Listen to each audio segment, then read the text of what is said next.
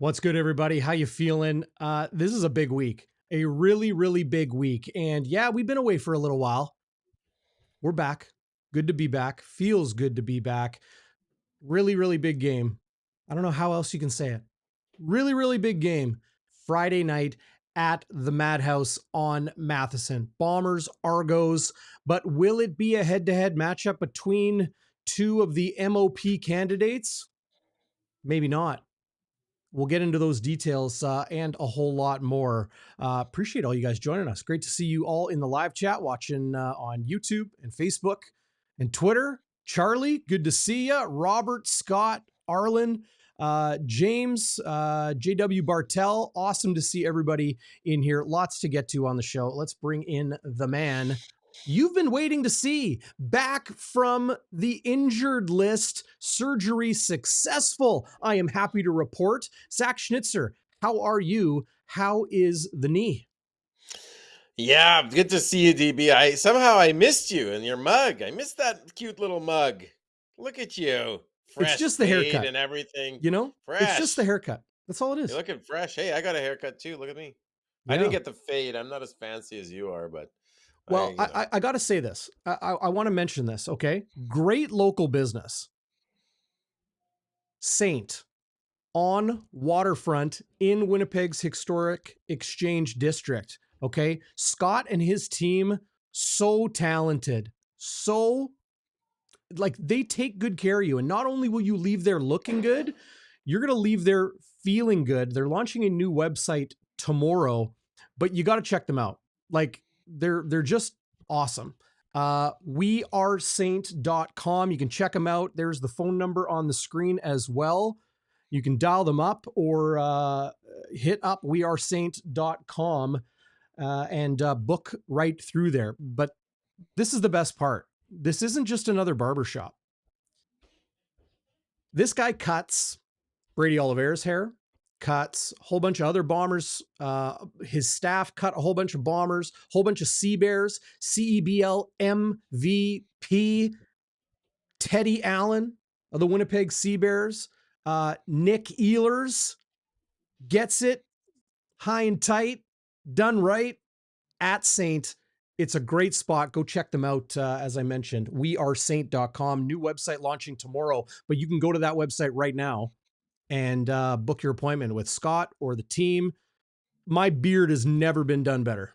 Love that place. Big shout out. Well, they must be talented. Like, they made you look respectable. See, no, how do you go from that? How do you go from saying you missed this mug to, you know, the veiled shot like that? That's not to make broad generalizations, but that's how men show love. We put each other down. That's true.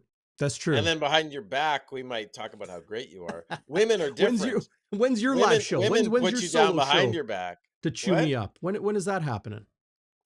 Well, I don't know. We'll see.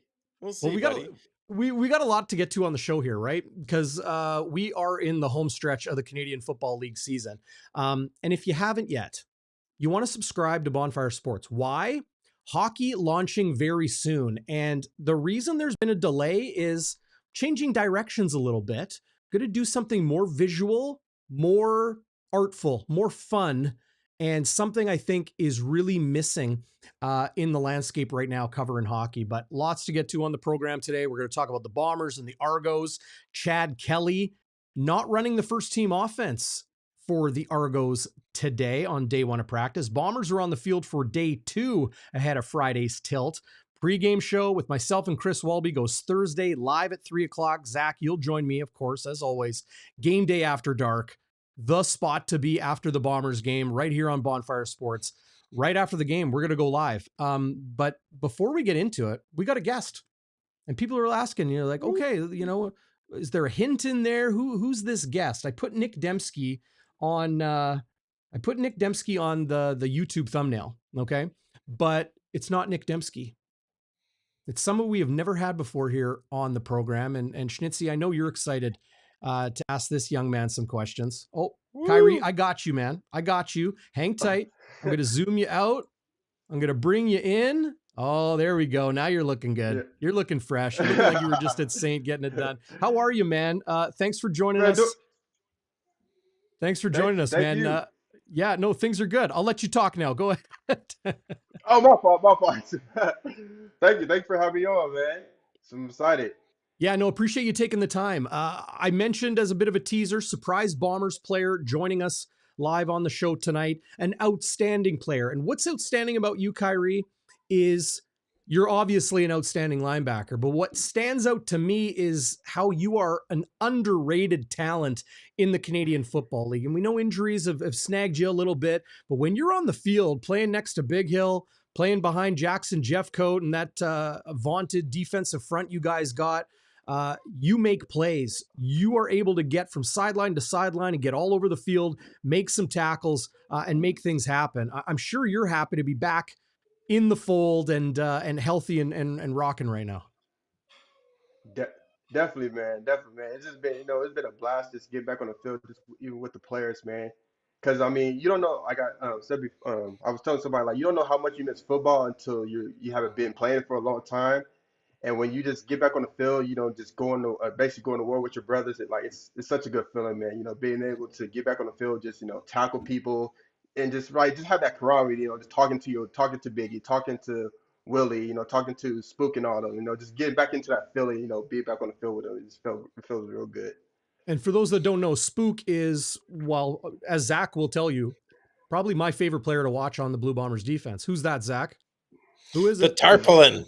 The I call him the tarpaulin. human tarpaulin, the human tarp. He covers everything. Spook, the Yeah. nickname of Dietrich Nichols, of course, right? Yes, yes. Hey, he's special, man. It's sometimes you be thinking he knows the offensive plays, like he be knowing what the receivers be doing before they even make their move. Like he's a special player. Like he studies, like in the locker room you see him always like looking in the playbook or looking at film, seeing what can he get a jump on, when he faces the opponent that we have. So, Kyrie, one of the guys that looks like they're coming back, maybe even this week, is Theodric Hansen. I met you guys at the Taste of the Blue Bombers event, and it was nice of you guys to give me an autograph and all that. What does it mean to have him come back, especially given the fact that you had similar injuries and maybe even rehab together? Oh man, it's special, man. I'm excited to see him come back, man, because like you said, we had the same injury, so him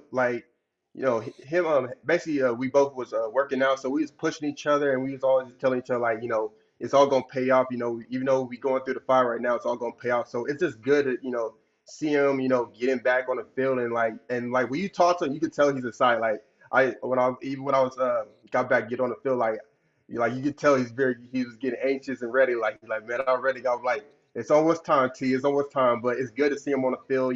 Going with the running plays and getting in with the defense and getting back into the swing of things, man. It's exciting. I'm excited for him, man. I'm excited Yeah. for real. Teodric Hansen, of course, I know some guys were calling him like T1000 because he's kind of built like a Terminator, right? Some people in the live Oh, chat. Yeah, go ahead. Go ahead. The guy's a oh yeah, I specimen. know. Yes, yeah, he's a beast. Like I remember my first one, I'm like, who is this guy? Like I never seen nothing like that. But like I swear, one time we was in the weight room, he was doing some type of handstand with the dumbbell. So he might got taken more, but he was on like, this is a freak of nature. Like this dude's special. Like Yeah. he's a different type of guy. He's built different. Well, Granny Bomber fan Yeah. is watching live on YouTube and always a great commenter joining us. How you doing, Granny? Good to see you. Granny Bomber fan wants to know what your nickname is. Oh, my nickname. My nickname. My nickname is Kyrie Butts. I don't know why. I never really seen the show, but for some reason it happened a long time ago. But his actually, I don't know if you guys remember Thomas Miles back in the day. He Yeah, was yeah. Yeah, of course, Winnipegger. his great Winnipegger. special teams. Yeah. Yeah. Yes. So I don't know where I got the name, but for some reason they call me Big Tuna. I guess it's from I was from random. I'm like, who is Big Tuna? Like, I guess it's like kind of like an inside joke. I don't know, maybe I don't know, but it's like Jesse Briz and The all them still be Office. trying to, Yeah. yeah, still trying to swing that scenario. I'm like, I don't even know what that is, Jesse, but like Big Tuna. I'm like, what is that? Like, I never really watched The Office, so I'm like, I'm always lost. I'm like, why y'all keep saying that? But yeah, so I Uh, would say pretty much that, but really, nah, it's just Kyrie Wilson or what on that day. Kyrie, I got a two-part question for you. Who has the best Mhm. nickname on the team? And who's the guy on the team that like absolutely hates being called his nickname? Oh, probably get mad. Well, not mad, but you're like, I do. So you know what? I do like Spook. I do like I just like that. That's just code name, like just call it Spook. I like this. I like Spook. I would say Spook is a good nickname. And then there's a DB name. I think you know guys know Abu. He's a Abu DB. Durami Soare. Yeah, but there's so many nicknames because I might be telling too much, but like he went to Colgate college, so we always joke about him going to Colgate. Like, dang, did you guys like sell? Did you guys get a lot of toothpaste and all that stuff? Like, yeah, yeah, yeah. Yeah. So I mean, there's a Well, lot and of we have a lot. Oh, go ahead. you got the dentist Malik Clements too, right? And I know he's got the big smile. Oh yeah, I'll be forgetting about it. He be low key about it, but I forgot he did Mm, study dental. Yeah, those yeah. So dentists are yeah, always so I low was. key. Yeah, definitely, because he doesn't really, I mean, he talks, but he don't really be saying, he doesn't really like talk about that, but I remember he did say something about the dentist part. That was pretty cool that I'm going to pull a what he comment studied and stuff. up on screen that I know Zach wants to ask you. It's a question a lot of people ask. So Zach, go ahead and ask your football question for Kyrie Wilson. Waiters had the same one. Oh, waiters and I are thinking about the same thing, Kyrie. Like seem to be the master of the screen pass. You sniff them out so well. Like Uh, why are you so good at it? you know, I mean, I really just like, I mean, I guess I would, I would not explain. Like, I just, my eyes are out there. My eyes are always in the right spot at the right time, basically. Like, and usually, like, especially if you like looking at down distance, you study what the team is doing. You always have a feeling that something might be coming up like a screen, especially on like long distance when they're second and long, so they try to sneak you with something. So, I mean, it's really just about just having your eyes in the right place, man. At the end of the day, like. I mean, it just happens that I'm there when it happens. So I mean, yeah, I just happy just I'm just there in the right place. I don't even know how to explain just really, but at the same time, really just having your eyes in the right place and be ready to react when it does happen at the same time and not really hesitate so much. Because sometimes if you do see screen, you start to hesitate, then that's when you get blocked by the line and stuff. So when you do see, you just gotta go and make a play. So good to have Kyrie Wilson, weak side linebacker for the Winnipeg Blue Bombers. Bombers-Argos sold out game coming this Friday night at IG Field, the Madhouse on Matheson, as I affectionately like to refer to it. Kyrie, what's it like being on defense at IG Field when it is a capacity crowd like you guys have had? This will be your third straight sellout. You had it in the Banjo Bowl. You had it against the Montreal Alouettes as well. When the crowd is at full lung, full swell, full throat, and the other team, obviously you're on the field when the other team's offense is on, and everybody's just going absolutely berserk to throw them off their game. Does that almost bring a challenge to the defense, or do you guys like that? No, keep it coming. Keep it coming. We love that. We love all that. We love it. We need it. We love it. That's our 13 minutes on the field, man. We love it. We love it loud, especially third down. I mean, especially second down or Yeah. even first down. We love it. Like especially when we coming out, like that gets us going. That brings the energy. Like we love it. We love it. Keep doing it. We love our fans. They die hearts and they're there. They got our backs and we got their backs. We show out for them because we know that they come to see us. They come to see us. They really want to come and see a party. That's what we try to do on the field. We want to have a party, man. Have fun and do what we do, and make sure that the fans enjoy it. That's why I call it the Madhouse. Yes, sir. Yes, sir. So Kyrie, I mean, Darrin called you underrated. It's a moniker that a lot of people use for you as underrated. What's that like for you to hear that? Like, do you see yourself as underrated, or what do you think that's all about? It, at the end of the day, I really don't really think about it too much. I really just like at the same time, I really just focus on what I have to do at the same time, like and whatever is best for the team, and just make sure I be the best player and best teammate I can be for the team. And they call me underrated. But at the end of the day, like I don't really buy into all that. I just really just do the best I can to help out the team and win the games, man. So if it's Yeah. underrated, then hey, it is what it is, man. Yeah. No, Push. I refer to you as that because of so many people that kind of, talk about all the stars on this defense. Like, how come you're not mentioning Kyrie? How come you're not mentioning this guy? Because of how impactful you are when you're on the field. but you are amongst a whole crew of dudes that are really impressive football players. Mhm. I think Willie Jefferson is the best athlete and player in the CFL today, quarterbacks included. Yeah, I said it. I've been saying it for weeks. I've been saying it for months, frankly. But Jackson Jeffcoat seems to be a guy that when he is in your lineup, the defense seems to bring everything to a different level. Tell us a little bit about Jackson Jeffcoat and what he brings. Justin is like he goes hard. He goes hard. Like there's no off switch for him. Like he goes hard. Practice goes hard.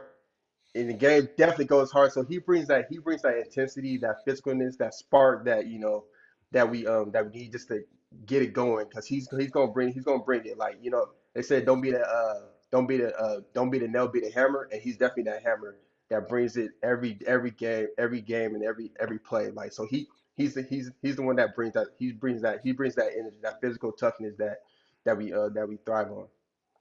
Nice. And when you think about guys that you play against in this league, Kyrie, who is maybe one or two, I guess you'd be covering running backs a lot, who are the most difficult to bring down? Let's see. Let's See, now we're see. asking you to Uh, hype up your opponent, right? Yeah, I like, dang, I thought this was a bomber station.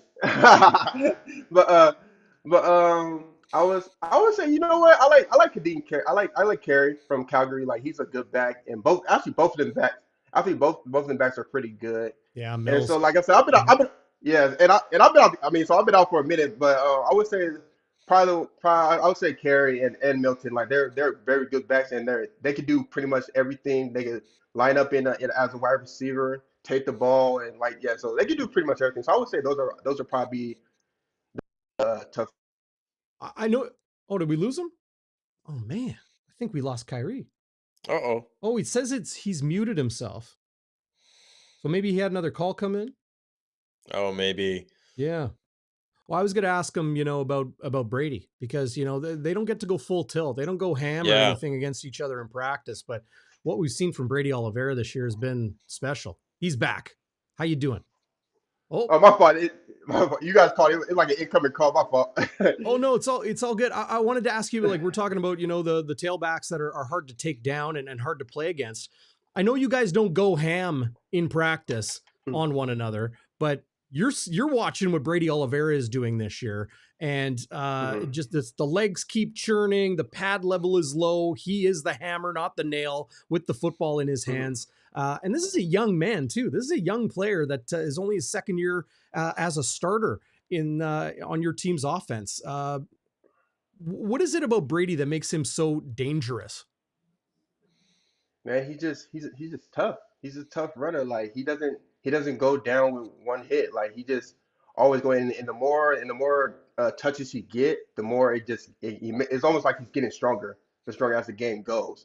And so like he's just a hard worker. No matter if you're throwing it to him or you handing the ball off to him, he's gonna give you all he got, and he just runs hard. Like every play, he want people to feel it, no matter what. Even if it's like short, he wants you to feel it.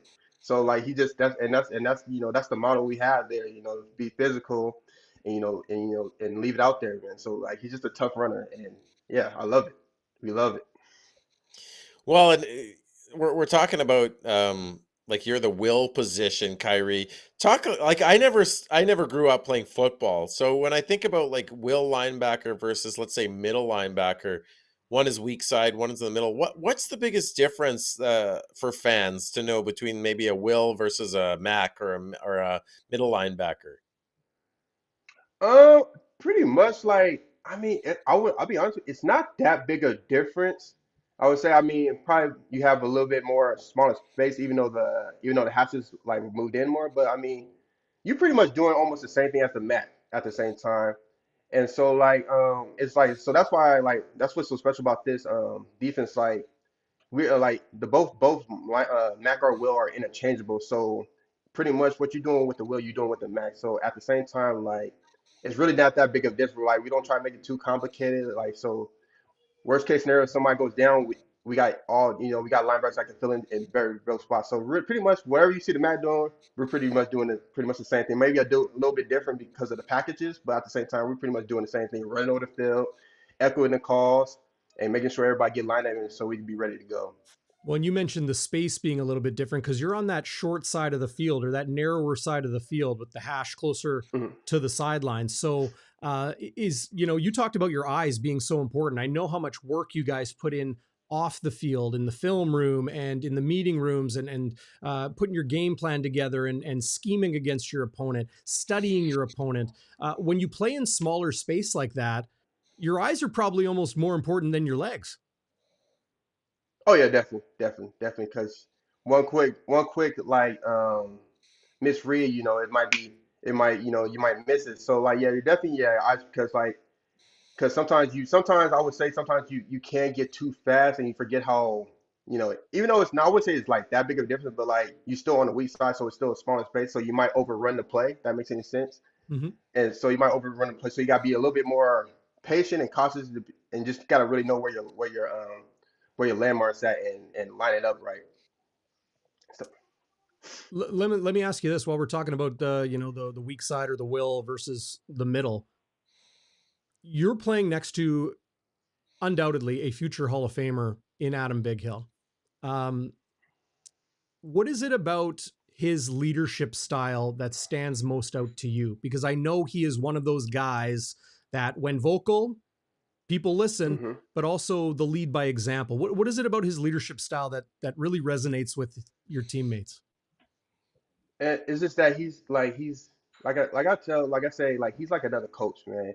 Like Mm. he's always in early, like studying, looking at film, and making sure like that he gets everything he needs just so he can play fast. But most of all too, like, cause I'm not trying to put not my bad, Adam. I'm not trying to put your age out there, but like he's up. So I don't know how old he is, but like he's always taking care of his body, which makes him even better. Like what makes him play fast and keep up how he plays and stuff. So like I think that's the biggest thing I really like admire that how good he takes care of his body. Yeah. Because like when you get to a certain age, you kind of want to slack off, like I want to do this, but no, he's in there every day, taking care of body, making sure he's stretching, getting in tubs, doing all the things he needs just so he could be ready to go on game day. So I really like that's the biggest thing. Besides like everybody knows like how he's vocal, physical, and like he's another coach, but like the biggest thing I admire him is that how he takes care of his body and on and off the field, and it's special, man. It's special. It's crazy how he does all those core exercises too, the plyometrics, the flexibility. Like you see him in the off season and he's like, on his knees in his garage in Mhm. Winnipeg, blizzard outside, and he's like bending over backwards, like, touching his shoulder blades next to his heels. It's incredible the guy, built like that he has that flexibility and core strength as well. I know Schnitzy, you wanted to ask Kyrie about, after the game or off the Yeah. days and what the guys get into. Well, you know what? Oh, Before, uh, if I could just ask another one, talking about like linebackers you play with right next to you, Kyrie. Talk a little bit about Retta Cramdy and what he's brought this year. He's sort of a newcomer in the sense that now he's a starting Sam linebacker. What's it like playing with him, and what do you notice about what he brings? Oh man, he brings that to like he's very vocal. Like he's always talking. He's always talking and keeps it. And he's always talking, making sure that even though he's gonna tell you like make sure that hey you got this, you got that. Like, and I don't mind it. I don't mind it. Like yeah, hey, tell me. Hey, I might have a brain for it. So yeah, tell me. But he's always talking to you. And it's like it's like it's not like his first year. He doesn't play like this is his like first time starting. Like he plays like a Mm. vet, and that's what this whole team is all about. Like no matter who you are, like he's ready to go. He's ready to ride. And like he's good. And he's been balling, man. He's been doing this thing, man. And it's Yeah. good to see. Okay, so moving away from football for a minute, in Winnipeg, if you have a day off or a few days off, what's your favorite thing to do or place to check out in Winnipeg, Kyrie? Ooh, see. So I'm gonna be honest, I'm kind of like a homebody. Like, so I ain't gonna lie. I like to chill, relax, watch a couple movies. Maybe if I'm really feeling good, cook me some food. But I mean, every now and then, a lot of people don't really talk about. I like to go to Moxie's. Like I like Moxie's like an underrated. Like you don't really hear a lot of people talk about Moxie's, but I like to go there and get some food and stuff. But like They got good I food. know, man, I I'm agree. really, yeah, Yeah. yeah, it's very good. And so like I'm very chill. Like I'm a homebody, and sometimes I like to go on like little walks or whatever. Just but I really don't do nothing. I'm simple, man. Like I don't really do too much. I just like to chill, man. Just relax, man. And But you every now like and then I might hang out. you like Okay. movies. Is there a particular like genre you're into? Yeah, that's what I want to know too. I'm like I'm lately. I just been like on like there's been a lot of different Netflix movies. So I mean, it really whatever catch my however I'm feeling at that time. Like if I'm feeling a little bit, want some action, go action. Well, it kind of like whatever the weather is too. Maybe a little, I don't know. But it really just depends. But yeah, there's a lot of good movies on there. So yeah, it's just I'm just chilling, man. That's a big thing. I don't really do too much. Well, let me ask you this: how different is Winnipeg and Canada off the football field than back home in the States? Be honest with you. You said how many? Be honest with you. Ain't that big a deal. I'm doing this like what I'm doing here. I'm probably doing the same thing there. I might go. There you go. I mean, ain't nothing changed, man. Ain't nothing changed. But really, like, yeah, because when I'm back there, I'm like visiting family and stuff like that, and then a couple times, might go to the beach and stuff like that. But ain't nothing crazy, man. Just doing the same thing here, doing what I'm doing here, what you probably see me doing there. Nice. Well, Kyrie, we appreciate your time so much. Before we let you go, give us a quick thought on the Toronto Argonauts, and I'll maybe ask a question knowing what the answer is. But does anything change when you might see a different quarterback than the Argos have had for the majority of this season?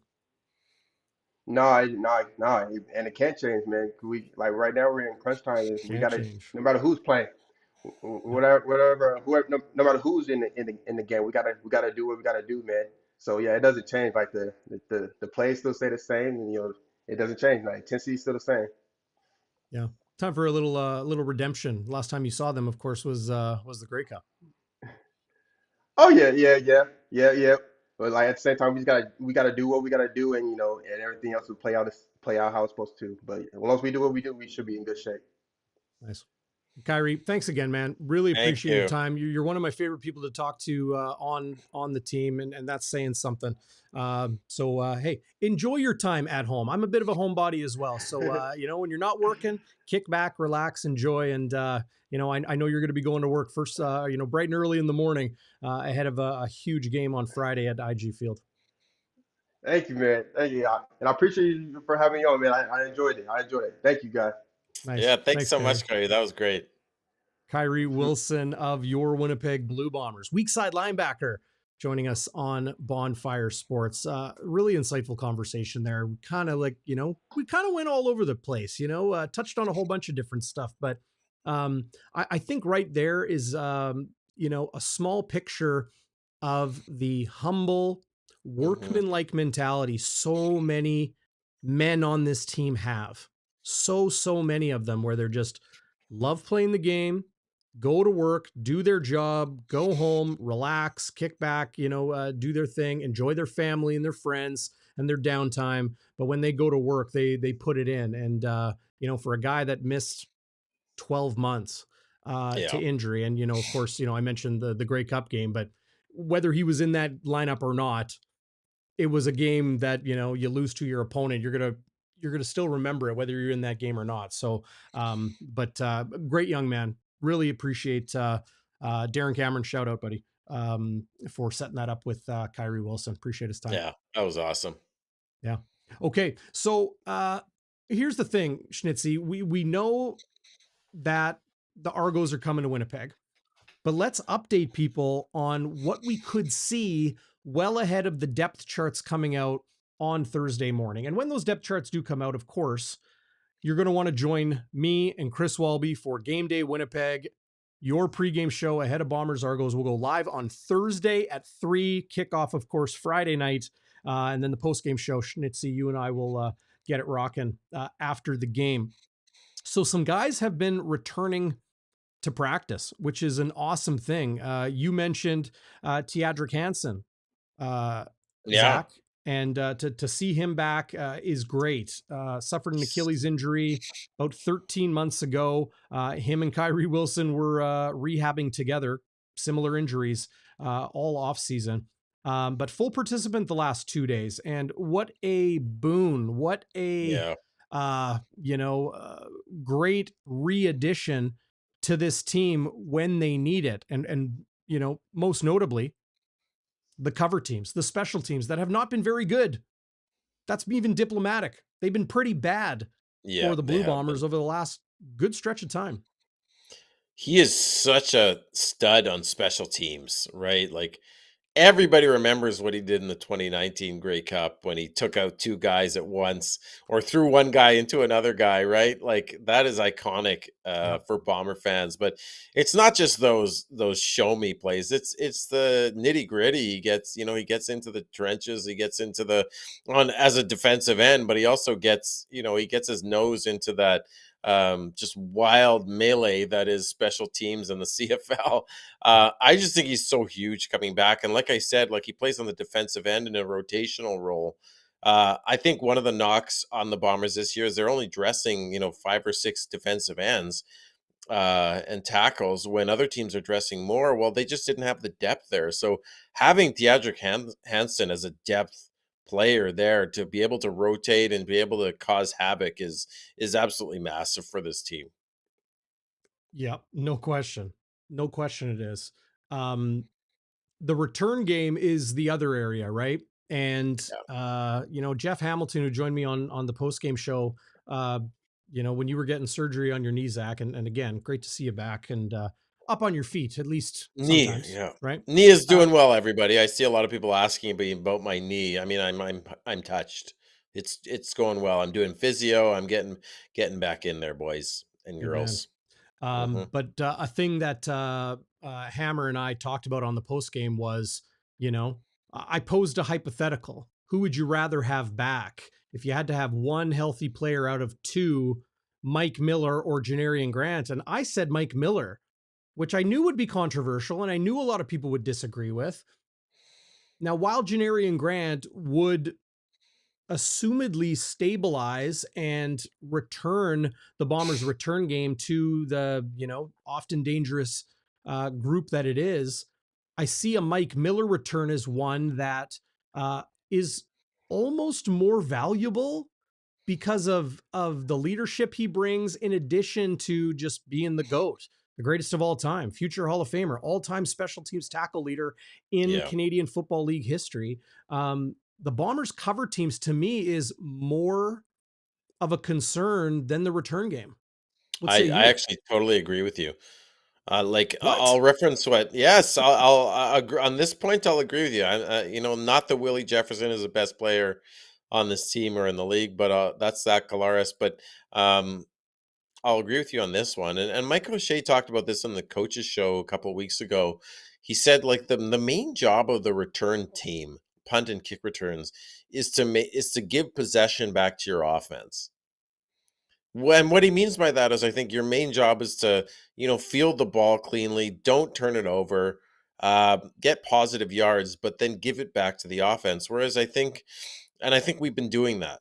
I mean, people will talk about Jamal Parker and Greg McCrae, and I think those were the two that were returning, Mhm. not doing much, but they haven't Johnny put the Augustine ball in. returned one last Oh, game. Augustine, yeah, Maybe that's we'll right. see more of him. Maybe, but they're not doing anything great. They're not busting out big runs, but they're not putting the ball on the turf either. Whereas I think the return team is just they're giving up field position game after game, Darren. And I think that's where Tiadric Hansen and also, of course, as you mentioned, Mike Miller, the GOAT, Mhm. they are players that I think would really stable. Like you look at offense and defense, and you say, okay, if Jackson Jeffcoat's out, that's a big blow to the defense, right? The defense just looks different. They don't play as well. When Collaros was out, it was Drew Brown. He did okay. They won in Calgary, but why isn't it that we think like that in special teams if a player's missing, why wouldn't they be affected? Right? Yeah. It's a true third phase of the CFL. And if you're missing guys like Mike Miller, who's going to be a Hall of Famer, I think, the GOAT, of course it's going to affect your coverage. Why wouldn't it? Just Yep. because of special teams. Isn't it like you have 15 guys that can plug and play like a Mike Miller who just run, like called it a melee. I think it isn't like just run through that gauntlet of sprinting players trying to kill each other and with abandon. Like the guy's special. Of course it's gonna affect. the Yep. kick coverage. Yeah. And a lot of people disagreed with me, but it's a hypothetical, right? It's food for thought more than anything. Janarian Grant running at Bombers practice, but not participating, not in gear or anything like that. Uh, to me, obviously speculating, uh, it tells me that a return is on the horizon, but maybe that horizon's still a ways out.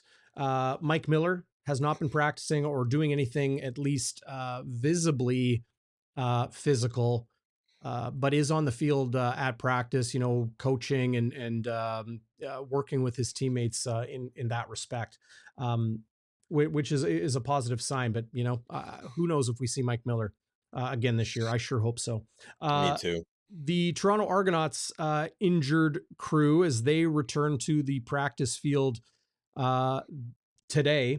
Uh, the notable ones: Winton McManus, their all-star middle linebacker, limited on day one with an ankle injury. AJ Ouellette, who is right there with Brady Oliveira, I would say, Kevin Brown of Edmonton, and James Butler of the Hamilton Tiger Cats, top tailbacks in the league. AJ Ouellette did not play last week. They rested him. He is a full participant today and looks to play on Friday in Winnipeg. That's a big one. Jamal Peters, their defensive back, was limited. Cam Phillips seems to be dealing with some sort of injury.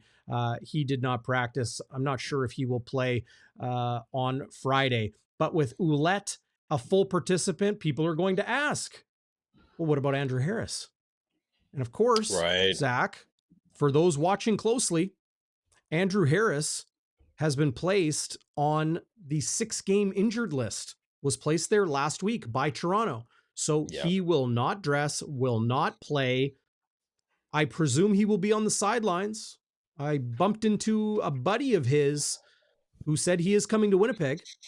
Oh, he So, is. Okay. yeah. So, you know, we'll see if he's on the field. And a lot of people also talking like, will the Bombers honor Andrew Harris? Will they draw attention during a TV timeout or a quarter break or something like that? Put him up on the Jumbotron, thank him for his time in Winnipeg.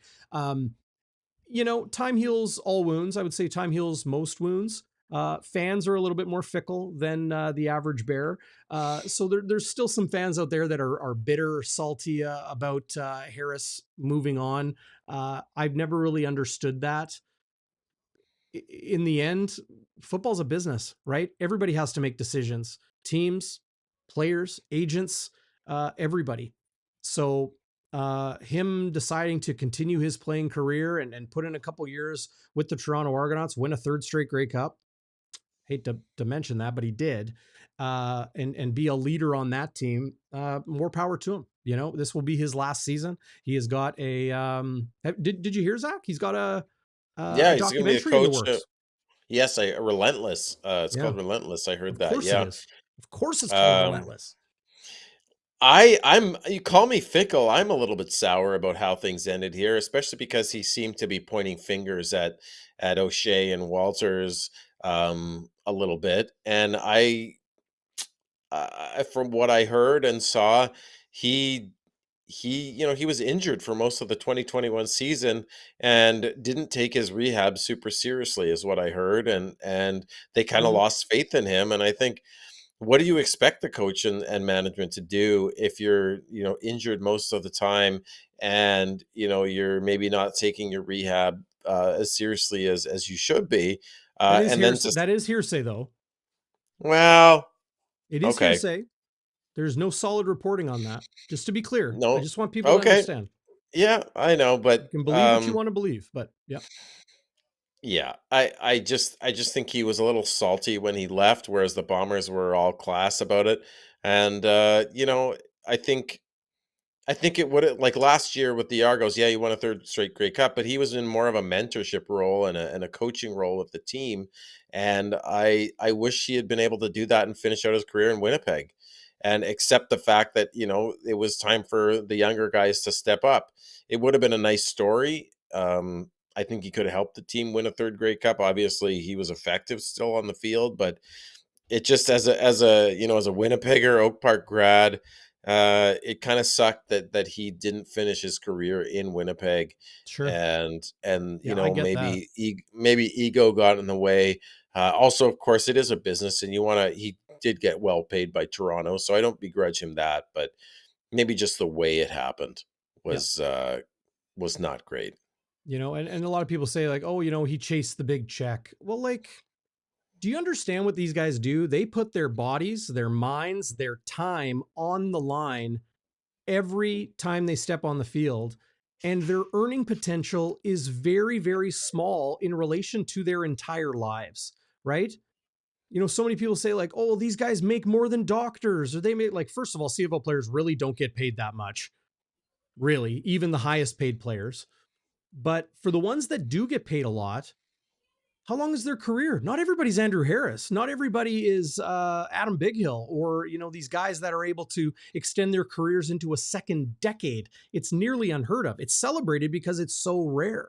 Um, I will never fault somebody for making a decision that's best for their family or best for themselves or best for their situation, because they don't got another 10 years. Many of them don't have another 5 years. Many of them don't have another year. You have to take advantage when you can. And, we've heard Jackson Jeffcoat's dad, who, played with the Dallas Cowboys, those great teams of the Cowboys of the late 80s, early 90s, and how he was regretful that he signed a free agent deal for a little bit more money with the Buffalo Bills. And what happened? He got the Bills to the Super Bowl and they lost to the Dallas Cowboys. So he didn't get a ring out of that situation. Would he trade the difference in salary for that? Maybe he would, right? But every situation is different. That's just one example from 30 years ago in a different league. I'm never going to blame an athlete or an individual doing something like maximizing their opportunity when they can. Yeah, fair enough. I Like mean, Storybook and in Winnipeg, I get that. It would have been very, very cool to have Andrew remain a Blue Bomber through, and ride off into the sunset, right?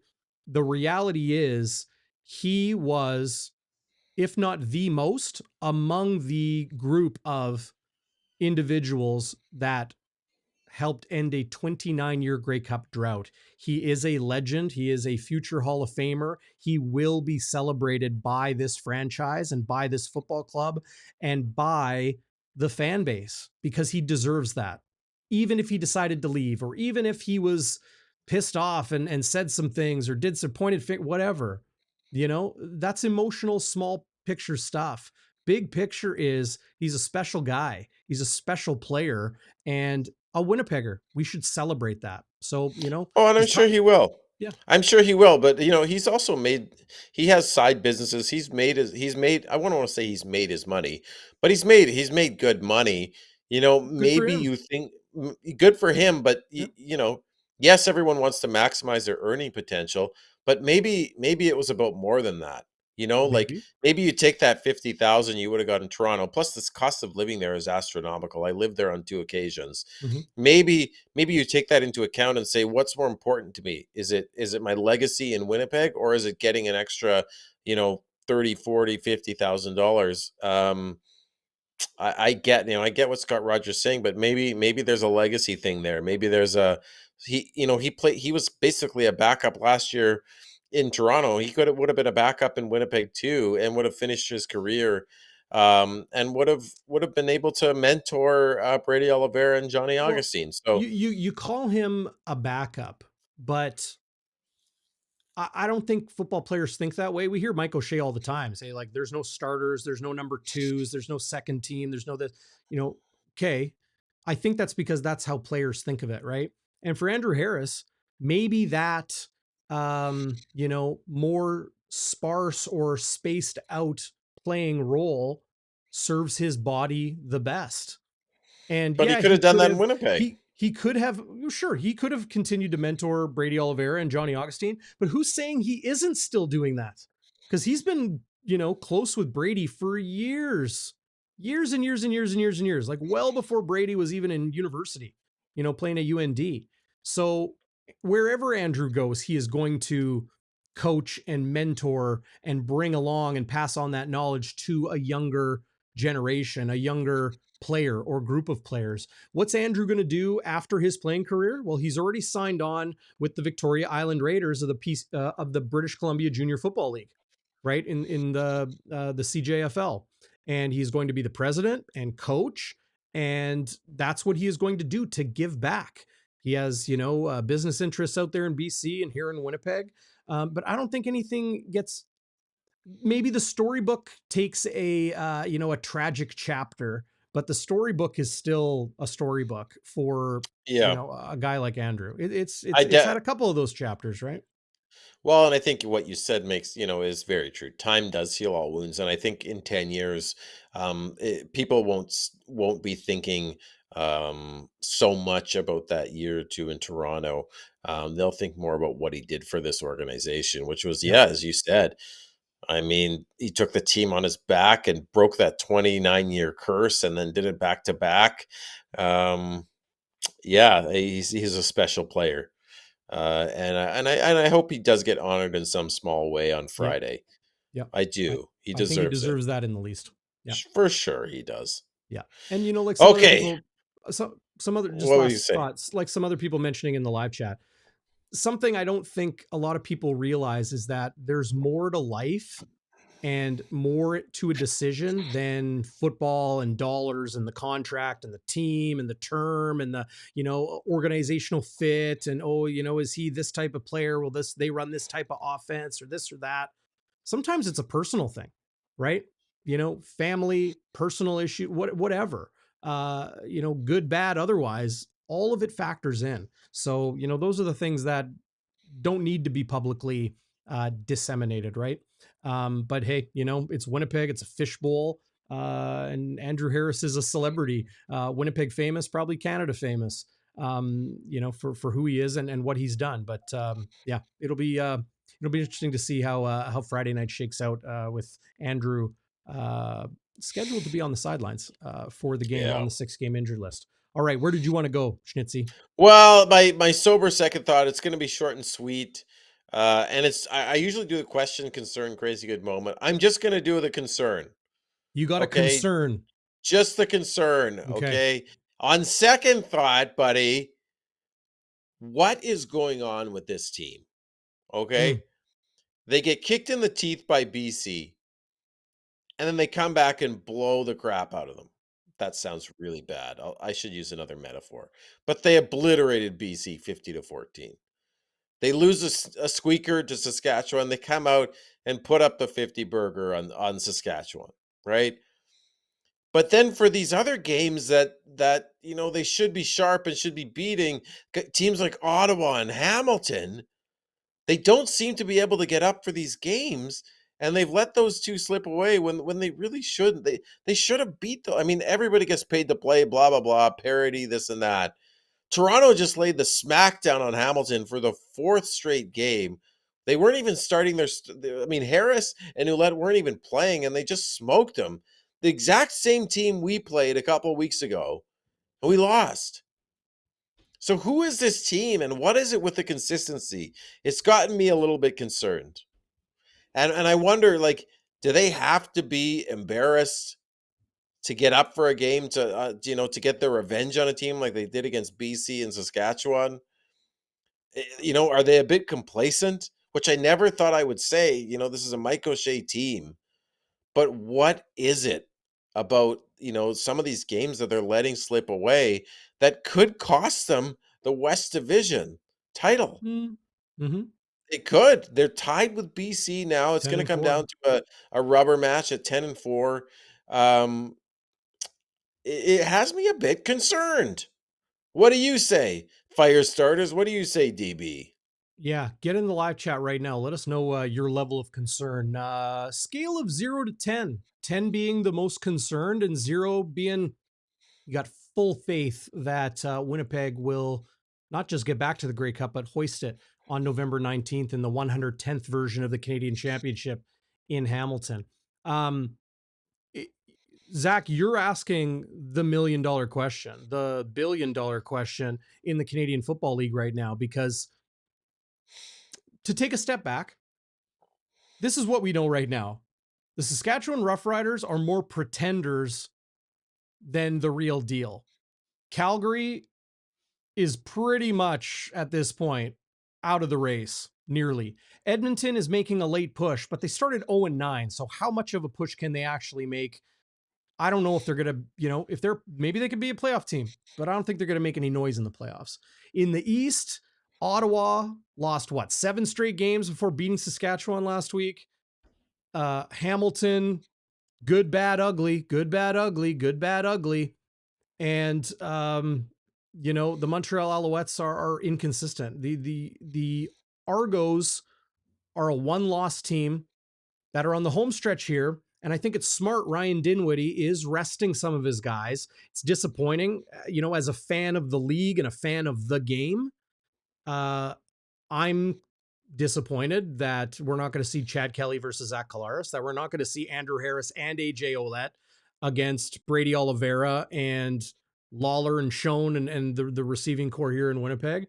But I also, am actually impressed with Ryan Dinwiddie and that strategy. When you have 3 bye weeks in the first half of the season, frankly, you have to play things differently with your schedule and with rest and all those sort of load management, as Gregory in the live chat always likes to talk about, because that's what it is. So they've locked up the East. They will host the East final the Saturday before the Grey Cup. Playoffs on Saturday this year in the CFL. Love it. Grey Cup Love Sunday, it. Smart. untouched as it should be. Yeah. And then you have BC and you have Winnipeg in the West. And BC and Winnipeg are frankly incredibly similar in that, I would say Zach Collaros is the MOP frontrunner. I would say Chad Kelly is there. I would say Brady Oliveira is there. But Vernon Adams Jr.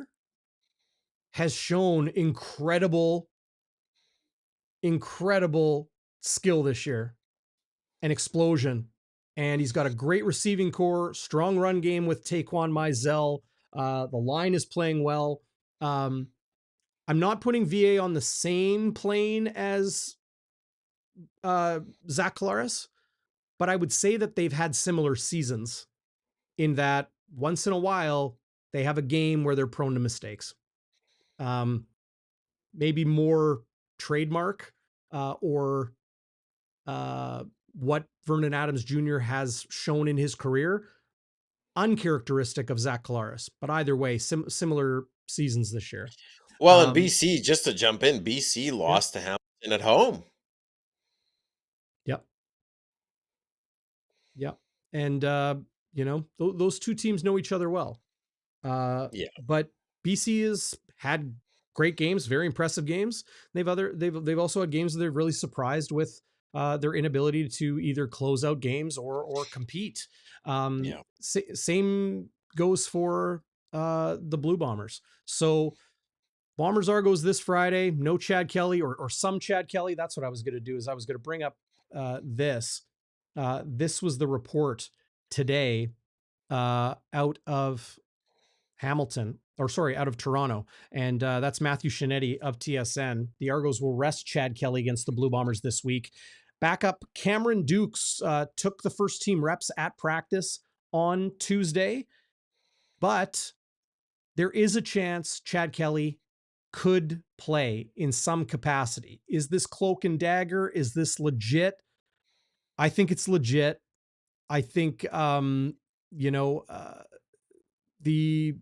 Argos are doing the best they can to manage their season, manage their roster, and ultimately, you start playing head to head with a team that is gunning for you, that being Winnipeg gunning for Toronto. You are walking a bit of a line with how much you show, and it's going to be physical. And for Toronto, it's on the road, hard place to play.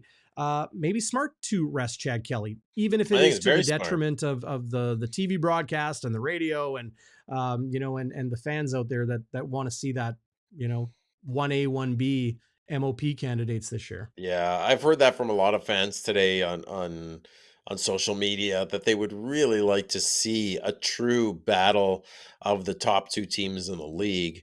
And it's unfortunate. Some people pointing to the schedule makers, why did it take so long for these two teams to have a Grey Cup rematch? But I'm not going to go there per se. If I was Ryan Dinwiddie, I'd be doing the same thing. Mm-hmm. I mean, why show your cards in a meaningless game? Why risk your franchise quarterback getting susceptible getting injured or anything like that, right? Like it just makes sense. Yeah. It would be silly for them to bring Chad Kelly along and have him start. There's just no point to it.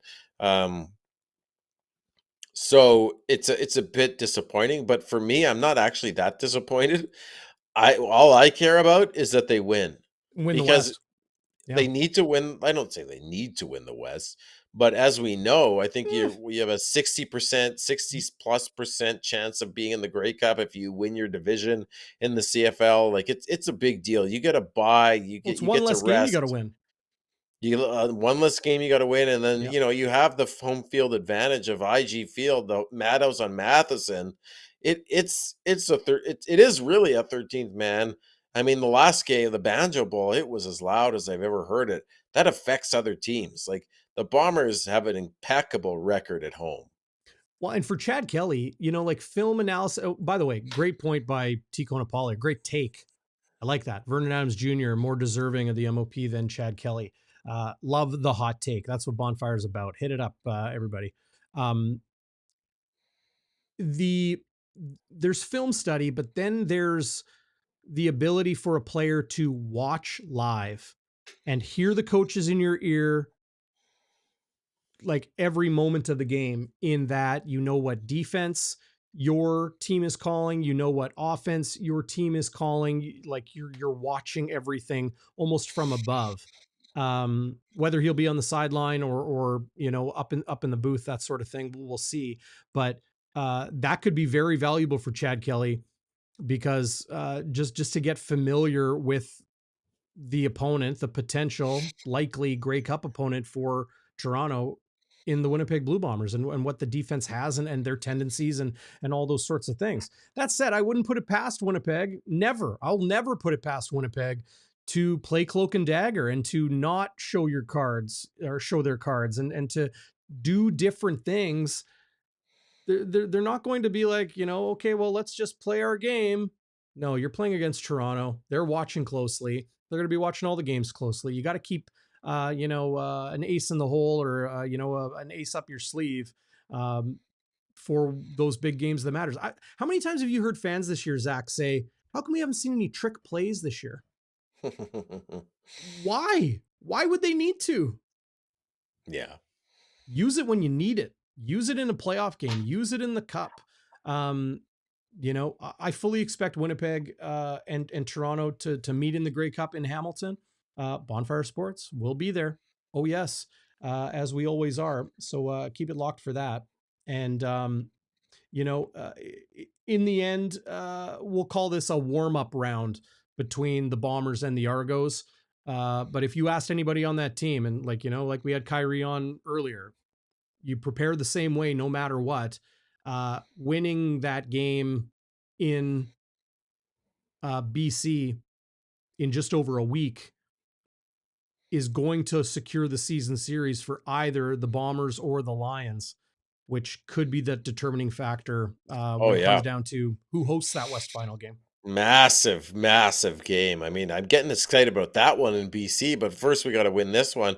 I Mm. do think the Bombers will show something though. Like they may show a couple more wrinkles than you're saying, DB, because they need to win the West. They want to win the West really badly and have that West final come through Winnipeg again.